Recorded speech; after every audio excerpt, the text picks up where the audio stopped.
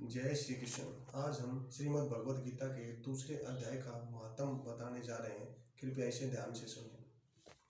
श्री भगवान कहते हैं, लक्ष्मी प्रथम अध्याय के महात्म का उत्तम उपाख्यान मैंने तुम्हें सुना दिया। अब अन्य अध्यायों के महात्म श्रवण करो। दक्षिण दिशा में वेद वेता ब्राह्मणों के पुरंदरपुर नामक नगर में श्रीमान देव शर्मा नामक एक विद्वान ब्राह्मण रहते थे। वे अतिथियों के पूजक, स्वधायशील, वेद शास्त्रों के विशेषज्ञ, यज्ञों का अनुष्ठान करने वाले और तपस्वियों के सदा ही प्रिय थे। उन्होंने उत्तम द्रव्यों के द्वारा अग्नि में हवन करके दीर्घ काल तक देवताओं को तृप्त किया, किंतु उन धर्मात्मा ब्राह्मण को कभी सदा रहने वाली शांति न मिली। वे परम कल्याणमय तत्वों का ज्ञान प्राप्त करने की इच्छा से प्रतिदिन प्रचुर सामग्रियों द्वारा सत्य संकल्प वाले तपस्वियों की सेवा करने लगे। इस प्रकार शुभ आचरण करते हुए उन्हें बहुत समय बीत गया। तदनंतर एक दिन पृथ्वी पर उन्हें समक्ष एक त्यागी प्रकट हुए। वे पूर्ण अनुभवी, आकांक्ष रहित, नासिका के अग्रभाग पर दृष्टि रखने वाले तथा शांति चित्त थे। निरंतर परमात्मा के चिंतन में संलग्न हो वे सदा आनंद विभोर रहते थे। देव शर्मा ने उन नित्य संतुष्ट तपस्वी को शुद्ध भाव से प्रणाम किया और पूछा, महात्मन, मुझे शांति स्थिति कैसे प्राप्त होगी? तब उन आत्मज्ञानी संत ने देव शर्मा को सोपुर ग्राम के निवासी मित्रवान का, जो कि बकरियों का चरवाहा था, परिचय दिया और कहा, वही तुम्हें उपदेश देगा। यह सुनकर देव शर्मा ने महात्मा के चरणों की वंदना की और समृद्धशाली सोपुर गांव में पहुंचकर उनके उत्तर भाग में एक विशाल वन देखा। उसी वन में नदी के किनारे एक शिला पर मित्रवान बैठा था। उसके नेत्र आनंद तिरके से निश्चल हो रहे थे। वह अल्पक दृष्टि से देख रहा था। वह स्थान आपस का स्वाभाविक वैर छोड़कर एकत्रित हुए परस्पर विरोधी जंतुओं से घिरा था। वहां उद्यान में मंद मंद वायु चल रही थी। मृगों के झुंड शांत भाव से बैठे थे और मित्रवान दया से भरी आनमयी मनोहरणी दृष्टि से पृथ्वी पर मानो अमृत छिड़क रहा था।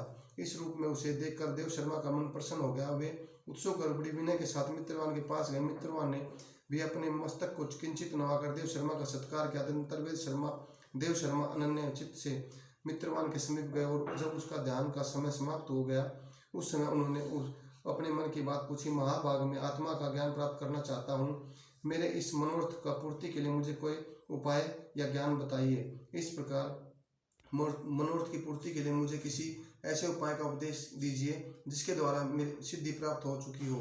देव शर्मा की बात सुनकर मित्रवान ने एक क्षण तक कुछ विचार किया। उसके बाद इस प्रकार कहा, विद्वान, एक समय की बात है, मैं वन के भीतर बकरियों की रक्षा कर रहा था। इनमें से एक भयंकर व्याघ्र मेरी दृष्टि पड़ी, जो मानो सबको ग्रास लेना चाहता था। मैं मृत्यु से डरता था, इसलिए व्याघ्र का आते देख बकरियों के झुंड को आगे करके वहां से भाग चला, किंतु एक बकरी तुरंत ही सारा भय छोड़कर नदी के किनारे उस बाग के पास बेरोक टोक चली गई।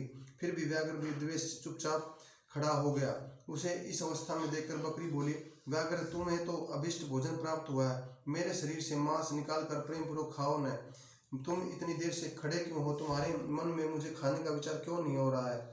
व्याघ्र बोला, बकरी, इस स्थान पर आते ही मेरे मन से द्वेष भाव निकल गया।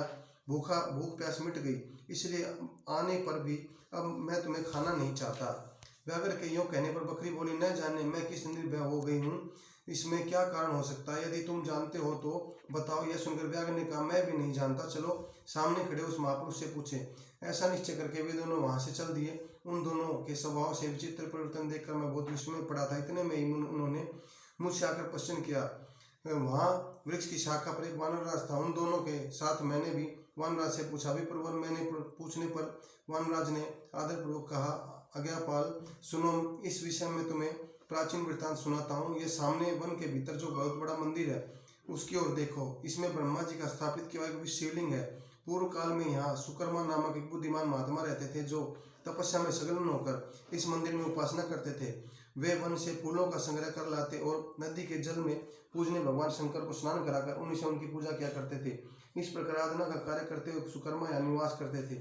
बहुत समय के बाद उनके समीप किसी अतिथि का आगमन हुआ। सुकर्मा ने भोजन के लिए फल लाकर अतिथि को अर्पण किया और कहा, विद्वान, मैं केवल तत्व ज्ञान की इच्छा से भगवान शंकर की आराधना करता हूँ। आज इस आराधना का फल परिपक्व होने का मुझे मिल गया, क्योंकि इस समय आप जैसे महापुरुष ने मुझ पर अनुग्रह किया है। सुकर्मा के वचन सुनकर तपस्या के धनी महात्मा अतिथि को बड़ी प्रसन्नता हुई। उन्होंने शिलाखंड पर गीता का दूसरा अध्याय लिख दिया और ब्राह्मण को उसके पाठ एवं अभ्यास के लिए आज्ञा देते हुए कहा, ब्राह्मण, इससे तुम्हारा आत्मज्ञान संबंधी मनोरथ अपने आप सफल हो जाए। यो कहकर वे बुद्धिमान तपस्वी सुकर्मा के सामने देखते देखते अंतर्ध्यान हो गए।